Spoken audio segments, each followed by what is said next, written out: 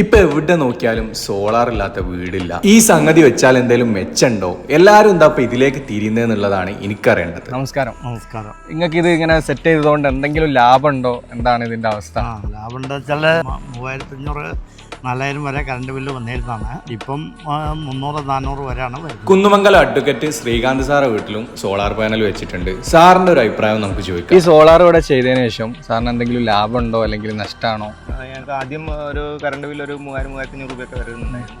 ഒരു minimum charge മാത്രമേ വരുള്ളൂ. ഇവരെ ഫിറ്റിങ്ങും കാര്യങ്ങളൊക്കെ ഫിറ്റിങ്ങൊക്കെ നല്ലതായിരുന്നു, കുഴപ്പമൊന്നുമില്ല. അപ്പോൾ ഈ 3500 രൂപയോളം കറണ്ട് ബില്ല് വരുന്നത് ഇപ്പോൾ തീരെ ഇല്ല എന്നാണ് പറഞ്ഞത്. അതിന് നമ്മൾ എത്ര രൂപ ചിലവാക്കേണ്ടി വരും? ഏകദേശം 1.5 ലക്ഷം റുപ്യൻ്റെ അടുത്ത്. ഇപ്പോഴത്തെ നിലവിൽ ഇപ്പോൾ പാനലിന് റേറ്റ് ഒക്കെ കൂടിയത് കൊണ്ട് 1.5 ലക്ഷം രൂപയുടെ. അതിന് ഈ 3500 രൂപ മാത്രമാണോ കുറയുക അല്ലെങ്കിൽ ഇനിയും കുറയാനുണ്ടാവും? ഇത് 6000 വരെ ബില്ലുള്ളവർക്ക് 0 ആയി കിട്ടും. ഏകദേശം 75,000 രൂപ ഇതിന് തന്നെ കുറയൂലേ? 58,000 രൂപ സബ്സിഡി ഉണ്ട്. നമ്മളത് കുറച്ചിട്ടാണ് ഇവിടെ ചെയ്ത് കൊടുത്തത്. മഴക്കാലത്ത് ഇതിന്റെ പ്രൊഡക്ഷൻ തീരെ ഉണ്ടാവില്ലേ? മഴക്കാലം നമ്മളെ സോളാർ പാനലിന് ഒരു ബാധകമല്ല.